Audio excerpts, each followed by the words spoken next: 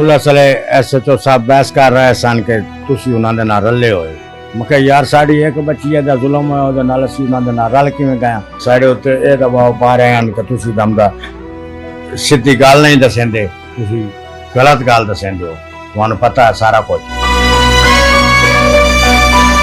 बाकी बच्चे जो हैं हमारी पूरी फैमिली के बच्चे, बल्कि जिसने भी सुना उसके बच्चे सहमे हुए हैं कि जिस टाइम ये रिपोर्ट बनी है जिसकी बेटी बेहोश पड़ी है, 3 दिन मिली नहीं और चौथे दिन जब मिली है हॉस्पिटल में बेहोश पड़ी है, बेजारो मददगार पड़ी है।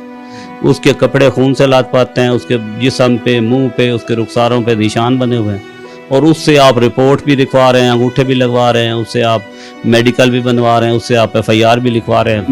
मेरी जो ऑफ द रिकॉर्ड बात हुई है SHO साहब से, उन्होंने बड़े प्यार से उन्होंने रखा है लड़की को और वो हमें बता रहे हैं कि उन्होंने जनाब रेप नहीं किया और हम तो उसको एक पिल ली थी और वो उसके हमने 4 हिस्से किए और फिर हमने म्यूजिक चलाया और ये किया और वो किया। जब वो पड़ी थी ऐसे लग रही थी कि उसमें जान ही नहीं है।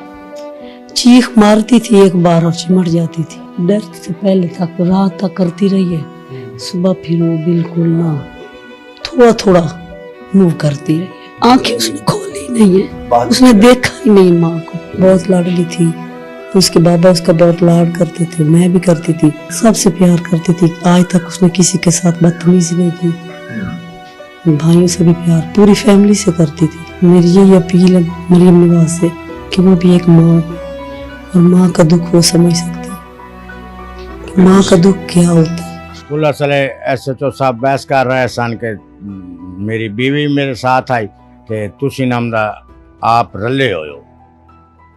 अच्छा, तुसी उन्हां दे नाल रले होयो। मैं कहा यार साड़ी एक बच्ची दा जुल्म है ओदे नाल असीं उन्हां दे नाल रल किवें गए। तुसी आप उत्थे बह के सारी रिपोर्ट लिखी है, सारा कुछ कीता, अपनी मर्जी नाल लिखी है, शायद कोल तां तुसां साइन करवाए क्योंकि उन्हां दा मकसद सी कि बच्ची आप गई है। हाँ, अपनी मर्जी नाल गई है। ते तुसी दसो अपनी मर्जी नाल गई है कि अगवा हुई है? नहीं जो रोल नंबर स्लिप लैन गई है, अपनी मर्जी नाल गई है, तो अपनी मर्जी नाल जड़ा ना। उम्र कितनी तुम्हारी बच्ची थी? 17 साल। 17 साल। अब यहाँ पर एक सवाल बहुत इंपॉर्टेंट है नाजरीन। अब ये बहुत सादा किस्म के बड़े वो कहते हैं ना मासूम ये वालिद हैं उनके इशाल फातिमा के, ये बता रहे हैं जी कि जब ये हॉस्पिटल में थे इन्हीं की जोजा के साथ अपनी बेटी के लिए, तो वहां पर जब इन्होंने मुकदमा करने की कोशिश की या रिपोर्ट करवाने की कोशिश, पोस्टमार्टम के लिए तुसी एप्लीकेशन देने की कोशिश की, तो उस वक्त बकौल इनके कि उस वक्त SHO साहब इनके साथ काफी उन्होंने बहस की। बकौल इनके SHO साहब ने इनको कहा कि जी आपकी लड़की खुद गई है, आप क्यों ये सारा काम मेरे साथ गाड़ी में बैठो। अच्छा, गाड़ी में बैठो। रवैया खराब था उनका आपके साथ? फिर क्यों आपने पूछा नहीं क्यों मैं क्यों बैठूं गाड़ी, मेरी बेटी मर रही है। उस वक्त डेथ हो गई थी, उस वक्त आपकी बेटी की जान जा चुकी थी कि इलाज हो रहा था उसका? जान जा चुकी। तो आपको क्या कह रहे थे गाड़ी में बैठो? क्यों? आओ ये सीधी बात नहीं बताते हो, दुआ का जो सहेली है उसका नाम घर नहीं बताते। हाँ। हमने सारा कुछ बता दिया, ये रिक्शे वाले का नंबर है। हाँ। ये उस दुआ का नंबर है।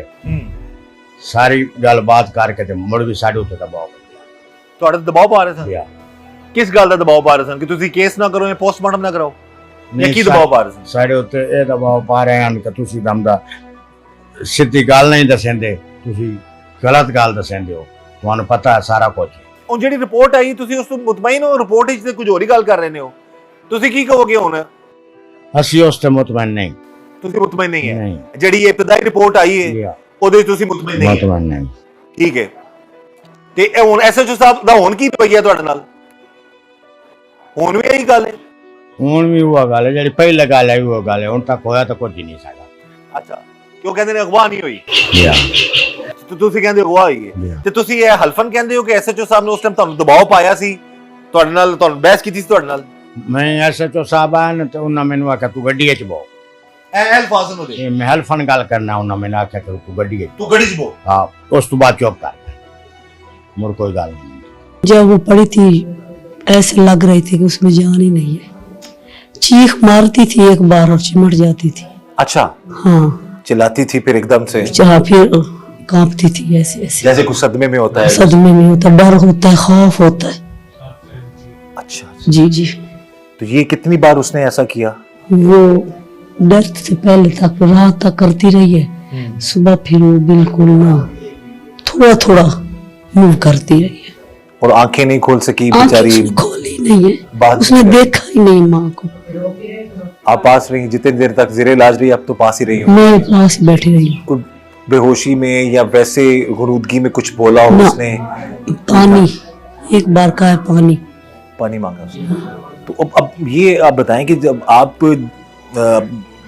जब वो गायब होती है उसके बाद ढूंढते हैं नहीं मिलती, तो कितने दिनों बाद आपको उसका मैसेज आया? 2 दिन बाद, 3 दिन बाद इस लड़की का? दूसरे दिन आया अच्छा, उसने मैसेज किया कि कॉल की या मैसेज किया उसने? आप मैसेज की। मैसेज किया जी। कि इशाल जो है जेरे इलाज है किसी अस्पताल में। उसकी अचानक तबीयत खराब हो गई। तो उसको वो सहेली नहीं थी उसकी, कोई आप नहीं जानते उसको? मैं नहीं जानती, मुझे उस नंबर का मैंने पहली दफा देखा था। पहले दफा देखा आपने? जी। तो आप जब गई, जब आप उस वक्त हॉस्पिटल में थी, उस वक्त फिर अब कैसे सारे मामले का आपको पता चला? क्या बताया गया कि क्या हुआ उसके साथ? मैंने तो पहले समझा भी उसको शुगर का मसला था ना, अच्छा इंसुलिन नहीं लगाए। अच्छा। जब मैं आगे गई तो तब उन्होंने मुझे बताया कि इसकी कंडीशन बहुत खराब है। शुगर का आर्जे में मुब्तला थी, शुगर का मसला था? जी अच्छा, तो इंसुलिन लगाती थी वो? जी। तो ये कब से था उसको ये मसला? 6 क्लास से। तो अभी उसके बाद फिर जो हालात सामने आए कि इतना ज्यादा जुल्म हुआ उस पे, ये आपको कहाँ से पता लगा, कैसे पता चला? डॉक्टरों से। डॉक्टरों से? क्या उस वक्त जो डॉक्टर्स इलाज कर रहे थे उन्होंने क्या बताया आपको कि क्या क्या जुल्म हुआ आपकी बेटी के साथ? उन्होंने लिख के इनको बताया कज़ा उनके। मैंने उनसे कुछ नहीं पूछा क्योंकि मेरी अपनी हालत खराब थी। ज़ाहिर है आपने अपनी बेटी को इस हालत मेरी में एक ही बेटी थी और बेटे 2 हैं।